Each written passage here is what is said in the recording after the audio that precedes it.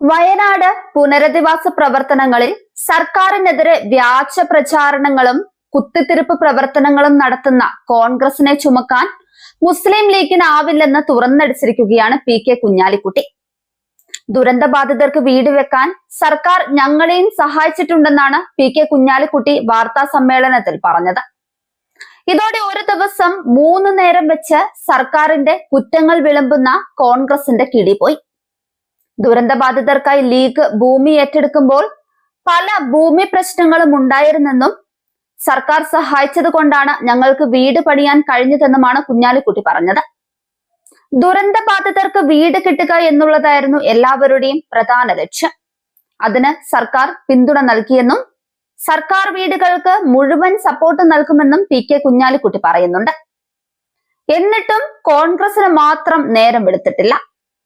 നിലവിലെ ടൗൺഷിപ്പിലാണെങ്കിലും കുറ്റങ്ങൾ കണ്ടെത്താനുള്ള പഴുതുകൾ ഉണ്ടാക്കാൻ കണ്ണും മിഴിച്ച് കോൺഗ്രസ് അനുഭാവികളുണ്ട്. T Siddique MLA. മുൻപ് പുനരധിവാസ പ്രവർത്തികൾ നടക്കുന്നത് കാണാൻ സ്ഥലം വിസിറ്റ് ചെയ്തതും ഇതിനോട് കൂട്ടി വായിക്കാം. വയനാട് ദുരന്ത ബാധിതർക്കായി കോൺഗ്രസ് പണിയുന്ന വീടുകളുടെ തറക്കല്ലിടൽ ഇന്നാണ്. 230 വീടുകൾ വാഗ്ദാനം ചെയ്ത ദുരന്ത ബാധിതരെ പറഞ്ഞു പറ്റിച്ച് വെറും 30 വീടുകൾക്ക് മാത്രമാണ് തറക്കല്ലിടുന്നത്. പരമാവധി 25 വീടുകൾ മാത്രം പണിയാവുന്ന ആ ഭൂമി കാട്ടാന ശല്യം രൂക്ഷമായ പ്രദേശങ്ങളിൽ ഒന്നുകൂടിയാണ്.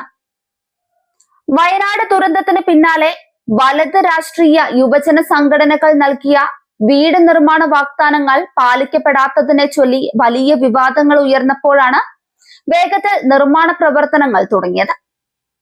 തദ്ദേശ സ്വയംഭരണ തെരഞ്ഞെടുപ്പ് മുന്നിൽ കണ്ടാണ് ടി സിദ്ദിഖ് എം.എൽ.എ. കുന്നംപറ്റയിൽ തറക്കല്ലിടൽ പ്രഖ്യാപിച്ചത് പോലും. ആദ്യം 230 വീടുകൾ വാഗ്ദാനം ചെയ്തിരുന്ന പദ്ധതി 50 ചുരുക്കി. ഈ ഭൂമിയിൽ പരമാവധി 25 വീടുകൾ മാത്രമേ നിർമ്മിക്കാൻ കഴിയൂ എന്നതാണ് മറ്റൊരു യാഥാർത്ഥ്യം. 3 കോടിയിലധികം രൂപയ്ക്ക് വാങ്ങിയ ഈ സ്ഥലം കാട്ടാന ശല്യം രൂക്ഷമായ പ്രദേശമാണ്. ഇതിന്റെ ഗുണഭോക്താക്കൾ ആരാണെന്ന കാര്യത്തിലും കാര്യമായ വ്യക്തതയില്ല.